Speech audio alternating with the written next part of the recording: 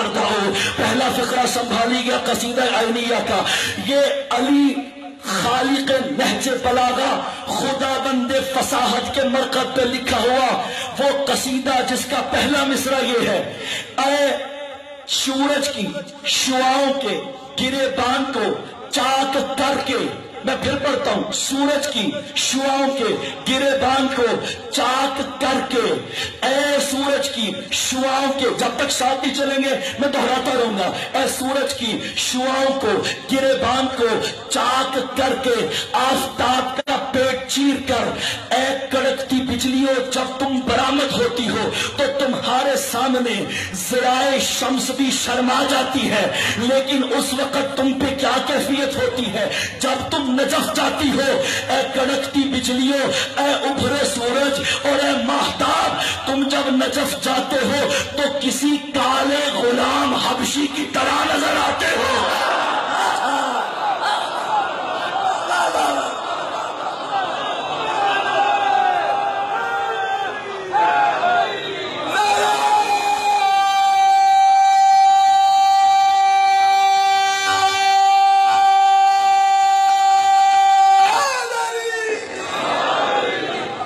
شاعر میرا جدب میں آگے بڑھتا ہے، کہا پتہ نہیں چاند اور سورج کو کیا مسئلہ ہے، چاند رات کو اپنی ٹھنڈی نور کے لبوں سے رخسار صحن نجف کو داغدار کرتا ہے، پھر دن میں ابھرنے والے سورج کو اپنی شعاؤں کے جھاڑو سے داغوں کو صاف کرنا پڑتا ہے۔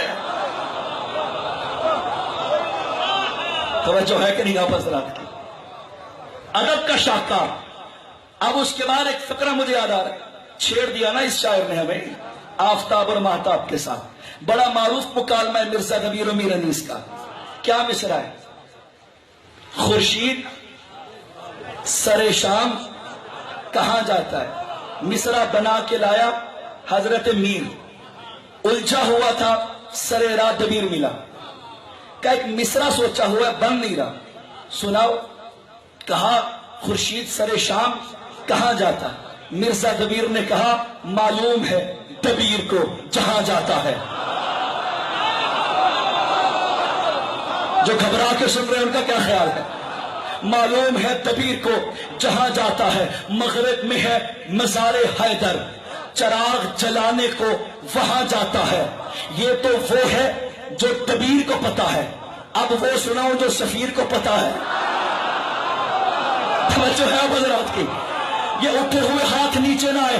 دبیر نے کہا کہ سورج نجف میں چراغ جلانے جاتا ہے، میں نہیں مانتا، میں یہ مانتا ہوں کہ سورج جلانے نہیں جانتا، جلا لینے جاتا ہے۔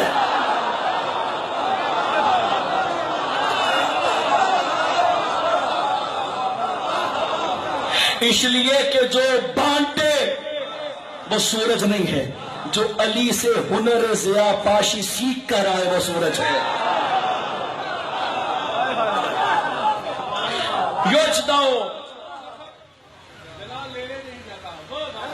جلا لینے جاتا ہے۔ تو سامنے گرامی قدر اگلا مصرع تیار ہے سننے کے لیے؟ اب وہ کہتا ہے شاعر قصیدہ عینیہ میں، یا برق ان جئت الغری فقل لہ، اے کڑکتی بجلیوں اگر تمہارا نجف سے گزر ہو تو نجف کے ذرات کو میرا پیغام پہنچا دینا، ان سے کہنا تعلم من بعرض کا مودع، پتہ ہے اللہ نے کس امانت کو تمہارے اندر چھپایا ہوا ہے۔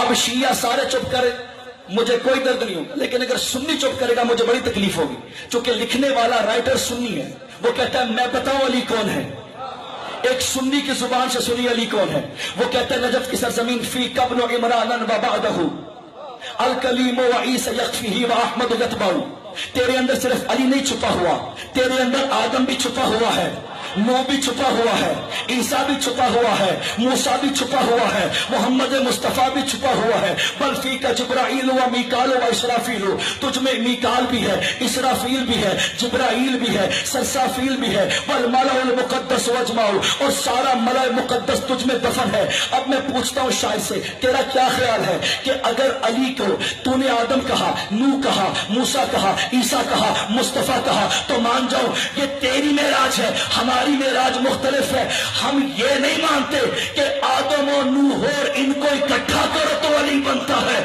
हमारा अकीदा ये है अली को खोलो तो ये बनते हैं।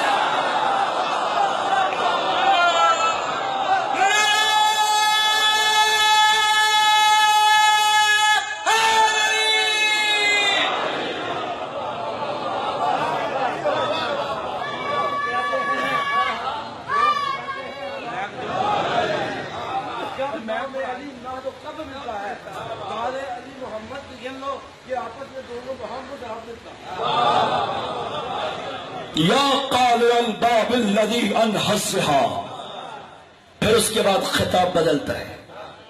ऐ अपने 2 उंगलियों की ताकत से उस दरवाजे को जड़ से उखाड़ने वाला हैदर, जिसे अरब के 44 पहलवान मिल के भी खोलने पे कुदरत न रखते थे। बिल्कुल 44 पहलवान मिल के। अच्छा, यहां पर रुक के एक मिसरा कर, हमारे बहुत सारे भाई कहते हैं कि जी अली ने जब दर खैबर को अपनी अंगुष्ठ से उठाया तो ऊपर फेंका। बड़े लतीफ लतीफे सुनने को मिलते हैं मिंबर हुसैन से कभी कभी, शायद आपके कानों में पड़ी। कहा जब वो उठा के फेंका तो पहले आसमान पे दरवाजा गया, फरिश्तों ने कहा भागो भाई दरवाजा आ गया। सुना कि नहीं सुनिया मेरे भाई ने? मैं चैलेंज कर रहा हूं, मुझे किसी किताब में दिखाओ। दूसरे वाले तीसरे पे, तीसरे वाले चौथे पे, नाउजुबिल्लाह का जी 7वें आसमान पे सारे जमा हो गए। उसके बाद 7वें आसमान वालों ने कहा अल्लाह तू भी खैर बचा। ये तौहीन तौहीद है। वो पढ़िए जो आले मोहम्मद ने आपको सिखाया है, अपने तखय्युल के कलम से मत पढ़िए। अब पढ़ूं वो उखाड़ के दरवाजा क्या किधर था। खैबर सुनने का माहौल बने तो फिक्र अर्ज कर रहा हूं। अली ने अपनी 2 अंगुष्ठ की ताकत खैबर के दरवाजे को उखाड़ा, अपने हाथ पे रखा। नहीं, लफ्ज बदलता हूं, अल्लाह के हाथ पे खैबर का दरवाजा था। उस खंदक में अली उतरा जो मुसलमानों के लिए खोदी गई थी। दरवाजे से आगे खंदक थी, बहुत तवील, बहुत गहरी। अली ने हाथ में दरवाजा उठाया कि या रसूल अल्लाह, ये खंदक ऐसे अबूर नहीं होगी। मैं दरवाजे को एक सिरे पे करता हूं, अपना लश्कर लेके दरवाजे पर आओ। पूरा लश्कर इस्लाम दरवाजे पर, दरवाजा अली के हाथ पर, अली के पांव हवा पर। झांक कर सहाबी ने अली के पांव को देखा। या रसूल अल्लाह, अली के पांव जमीन पर नहीं। मुस्कुरा के फरमाया अगर अली जमीन पे रखे तो बू तुराब, ना रखे तो अबुल हवा वल मा।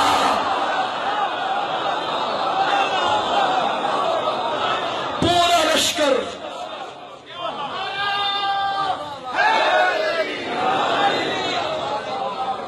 की बात किताबों से बहादुर की रिवायत पढ़ा। दस्ते अली पे दरवाजा, दरवाजे पे फौज इस्लाम, इस किनारे से उस किनारा। फिर खाली दरवाजा लेकर अली यहां आता है, इस किनारे से उस किनारा। सामने ग्राम कदर कुछ लोगों ने देखा, उन्होंने कहा यह बंदा नहीं कर सकता, यह बंदे की शक्ल में रब उतर आया है। कुछ लोग, बाज तारीखों में 17 की तादाद, ये लोग छोड़ के चले। कहा जी यहां पे तो बंदे ही नहीं, यहां तो रब है। अकीदा तौहीद खराब, बिगड़ के चले।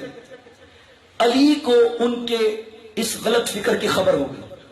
फौरन फरमाया या रसूलल्लाह आप लेके जाएं, मैं आता हूं। ये सारे दरवाजे पर नहीं चढ़े, इन्होंने अली को हाथ में दरवाजा देकर अब समझ लिया। अली वापस अपने खाने में आए, ये अली के पीछे पीछे के राह जा रहा है। चलता चलता हैदर करार खैमे के अंदर दाखिल हुआ। ये सारे खैमे की सुराखों से झांकने लगे रब क्या करता है। साबिर ग्राम खादर कमदार जी मौला का जो की रोटी लाओ। कंबर जो की रोटी लाया, अली ने रोटी को जमीन पर रखा, रख के उसके ऊपर घुटना रखा और तोड़ने की कोशिश की, नहीं टूटी। वो सब मुतमिन होके चले गए। जिससे रोटी ना टूटे वो खुदा नहीं होता।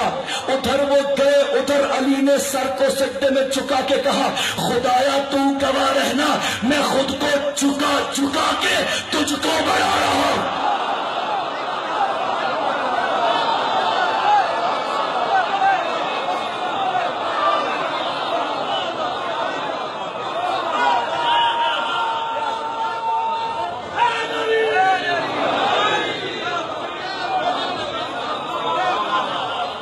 और जाओ, हमसे बेहतर तौहीद किसी की होगी।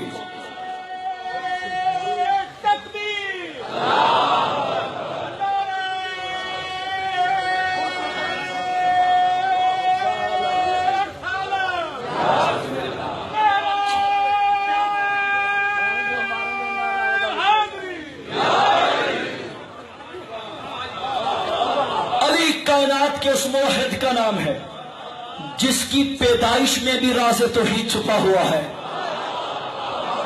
मैं शहरियों के लिए जवाब देके जा रहा हूं और अल्हम्दुलिल्लाह, खुदा का शुक्र है, मेरा मिंबर पाक है, मेरा अकीदा पाक है और यहां पे सारे पाकीज़ा घरानों से आए हुए हैं। सुनो मुसलमानों, हम अली को रब नहीं समझते, लेकिन ये भी सुनो, हम अपने जैसा भी नहीं समझते। मेरे मौला ने फरमाया नहज बलागा में, ला युकासु बिना अहद फमन कासा फइन्नहु युज़र फी शान उम्मिही। खबरदार, हमें अपने जैसा ना समझना, जो हमें अपने जैसा समझे उसके घर में गलती पूछ करो। शादाबाद उठते हुए हाथ सलामत कर।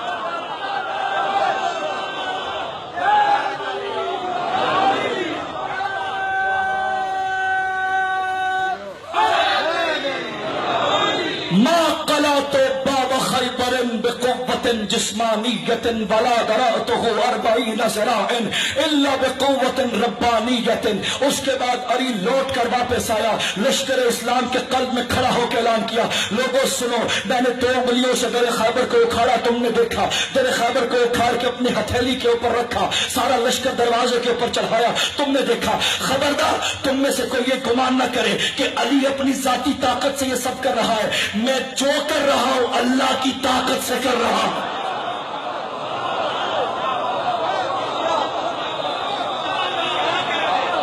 तौहीद और विलायत मुत्तसिल रहे तो मजहब का लुत्फ आता है।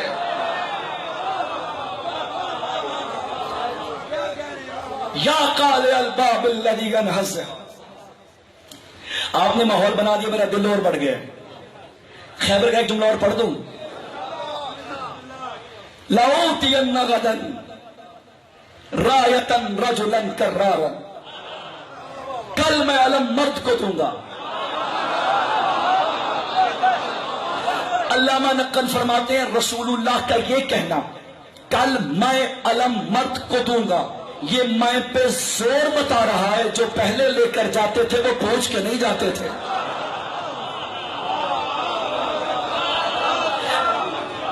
कल अलम मर्द को दूंगा।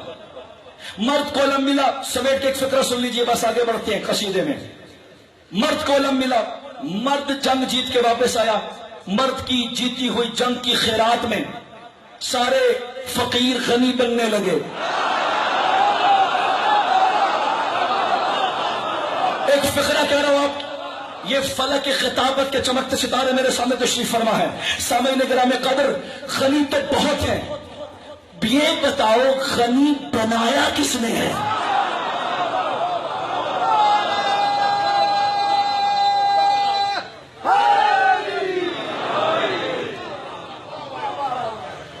बंदा होवे मुल्तान दा और किसी महफिल में पेट भर के आम मिल जाए और वो कि आज मैंने पेट भर के खाया है। बंदा हो मदीना का और अली के दस्तरखान पे आके के पहली बार पेट भर के खजूरें खाई हैं, इशारे से गुजर गया, वहां पहुंच के आपकी मेहरबानी। अली की ताकत की खैरात में मिले हुए माल गनीमत से पले हुए गनी सारे मौजूद थे। रसूल ने हिस्सा बांटना शुरू किया, हर किसी को एक बराबर हिस्सा आया। اسے بھی ملا، اسے بھی ملا، اسے بھی ملا. پورا لشکر اسلام خوش ہوا. سونے چاندی کے ڈالیوں سے کھیلنے لگے مدینہ کے غریب گھروں کے بچے. سب کو بانٹا علی کے صدقے میں. لیکن جب علی کی باری آئی محمد نے 2 حصے اکٹھے ملا دیے. ہر کسی کو ایک حصہ، علی کو 2 حصے. لوگوں نے کہا یا رسول اللہ یہ کیا ماجرا ہے؟ آپ کا دست انصاف و عدالت ہے، سب کو ایک تو علی کو بھی ایک. لوگوں کو سمجھ میں نہیں آئی لیکن ہم سمجھ گئے. اسلام کا قانون ہے مرد کو خاتون سے 2 برابر ملتا ہے. علی مرد ہے جبھی تو 2 حصے ملے. آباد و شاد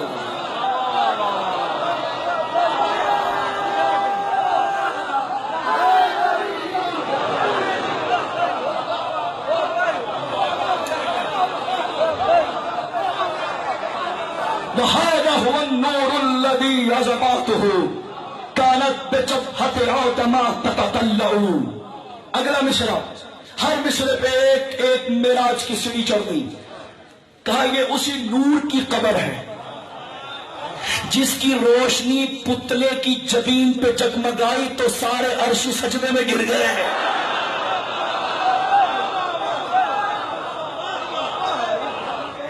ترجمہ ہذا هو النور الذي عزباته، یہ وہی نور کی قبر ہے کہ جس کی شعائیں جب جبین پہ چمکی. کانت بجبہۃ آدم تتطلع، آدم کی جبین پہ چمکی. اب پڑھ دو ایک فکرہ یہاں پر بھی رکھے. سامعین گرامی قدر یہ اس واقعے کی نشاندہی جب اللہ نے ارشاد فرمایا کہ میں تم میں کھنکتی ہوئی مٹی سے بنائے ہوئے پتلے کو پیش کر رہا ہوں، اسے خلیفہ بناؤں گا. جب اذا صفیت ونفخت فیہ من روحی فقعوا لہ ساجدین، اسے استوار کروں، اس کو مزین کروں، اس کو پیارا بنا لوں، اس وقت سجدہ نہیں کرنا جب تک میں رب اس میں اپنی طرف سے روح نہ پھونکوں. جھکنا نہیں ہے. اب بتائیے وہ کون سی روح ہے جو پتلہ آدم میں آتی ہے تو فرشتے جبین بچھاتے ہیں. میرے امام فرماتے ہیں اِنَّا ذَاكَ النُّورَ الَّذِي لِأَجْدَ سُجْدَ عَوْدَمَا إِعْزَامًا لِعَوْدِ مُحَمَّدٍ وَلَكِنَّهُ كَانَ عَلَامَةً لِلسُّجُودِ وَرَبُّنَا هُوَ الْمَعْبُودُ وَالْمَسْجُودُ وَنَحْنُ سَاجِدُونَ إِلَيْهِ. میرے مولا علی فرماتے ہیں جس وقت آدم کا پتلا خدا نے اپنے ناخدائی کے ہاتھوں سے تراشا اور تمام بزم ملائک کو ارشاد فرمایا جب اسے استوار کروں اپنی طرف سے روح پھونکوں تو اس کے سامنے جھک جانا. مولا فرماتے ہیں وہ روح جسے اللہ نے پھونکا وہ ہم 14 کا نور تھا. لیکن اگر آپ فقرہ پھر سن لو، فرمایا ہماری وہی حیثیت تھی جو خانہ کعبہ کی ہے. یعنی پتہ چلا مرکزی کردار علی کا ہے. فرشتے جھکے آدم کو تو نور علی کی وجہ سے. خانہ کعبہ جب علی پیدا ہوتے ہیں بعد میں قبلہ بن جاتا ہے. ایک فکرہ بڑھاؤ. اور یہ بزم نور میں پلتا ہوا ایک شیطان جو عرصے سے تمنا خلافت دل میں چھپائے ہوئے سجدے کرتا تھا، اللہ نے ولی کے سامنے جھکا کے اس کی اوقات کھول دی. اور ایک مکتبی فکرہ بھی سنتے جائیے سامنے گرامی خاطر. یہاں پہ تاریخ رکی نہیں، آگے بڑھی. تاریخ بتاتی جب اللہ نے کہا جھکو، سارے فرشتوں نے کہا اتجعل فیہا من یفسد فیہا ویسفک الدماء، کیا اس کو جھکے جو خون ریزی کر رہا، جو زمین میں فساد و دنگا بپا کرے گا. سارے فرشتوں کا اجماع ہو گیا کہ یہ خلیفہ نہیں ہے.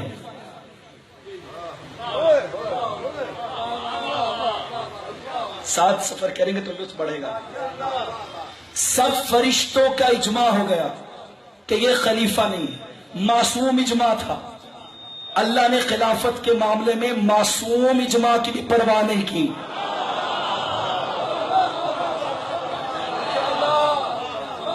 معصوم اجماع کی بھی پرواہ نہیں کی. اور فرمایا خلافت کی بنیاد علم ہے، اگر سجدہ نہیں کرتے تو ان کے نام بتاؤ۔ ھذا ھو النور الذی عذباتہ۔ اگلی منزل پہ آئیے، وَمُبَدَّلُ الْأَبْطَالِ حَيْثُ تَعَلَّمُوا۔ یہ اس کی قبر ہے جو پہلوانوں کا جگر کاٹ کے زمین میں دفن کر کے اس پہ چلتا ہے۔ مبدل الابطال حیث تعلموا، یہ پہلوانوں اور ابطال کی جماعت کو پچھاڑنے والے کی قبر ہے۔ ومفرق الاحزاب حیث تجمعوا، یہ اس کی قبر ہے جب ساری پارٹیاں مل کے اکٹھی ہوتی ہیں تو خوشی سے جنگ کرتا ہے۔ سچ شکر ہم علی والے ہیں، خدا کا کرم ہم شجاعت کے گھر سے پیوستہ ہیں۔ اب یہاں رک کے میں شجاعت پہ بات نہ کروں تو زیادتی تو ہوگی، ایک فقرہ پڑھا دوں۔ لو رد الی جمیع العرب بمقالبہ وقالبہ وبسبع سماواتہ لما بلیت منہ فرارا۔ میرے مولا فرماتے ہیں عرب کے لوگوں، مجھے اکیلا اکیلا جنگ کرنا اچھا نہیں لگتا، کوشش کیا کرو جب آیا کرو اکٹھے مل کے آیا کرو۔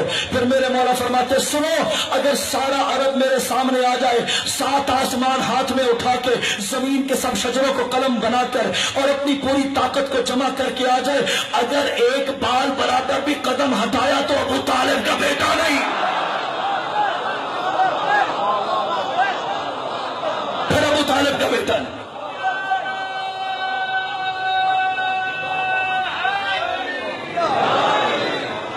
فرمائش پہ فقرہ پڑھا، مجھے کہا گیا یہ فقرہ پڑھنا پڑھنا، سامنے نگرہ میں قادر ہو رہا ہے۔ علی نے خط میں کسی کو لکھا تھا، سنا تھا آپ نے وہاں پر، دوبارہ مجھے فرمائش ہوئی پڑھ دو فقرہ آپ کی عادت سے۔ علی نے کسی کو خط میں لکھا تھا جب شام کے اندھیروں سے خط آیا تھا تو نور نے شام کا جواب کچھ یوں عطا فرمایا، فرمایا شوفو دیکھو، کیا دیکھو؟ خطبہ نہج بلاغہ کے اندر موجود ہے۔ میرے مولا کسی سے خطاب کر کے ارشاد فرما رہے ہیں جو علی کو بار بار جنگ کی دھمکیاں دے رہا تھا۔ علی کی عادت ہے پہلی دھمکی پہ نہیں بولتے، 3 بار خط مسلسل شام سے آئے۔ پھر میرے مولا نے فرمایا اگر تجھے بہت شوق ہے لڑنے کا، فاجر قبیلتک الی جانب بدو الی وحیدا معنا کون فیک میاں وَأَن تَكُونُ أَشَدُّ عَزِيمَةً وَأَشَدُّ شَكِيمَةً فَانْظُرْ إِلَىٰ أَنَّ هَٰذَا السَّيْفَ الَّذِي مَعِيَ قَدْ قَتَلْتُ بِهِ أَخَاكَ وَأَبَاكَ وَجَدَّكَ وَبَعْضَ أَقَارِبِكَ۔ فرمایا آنا ہے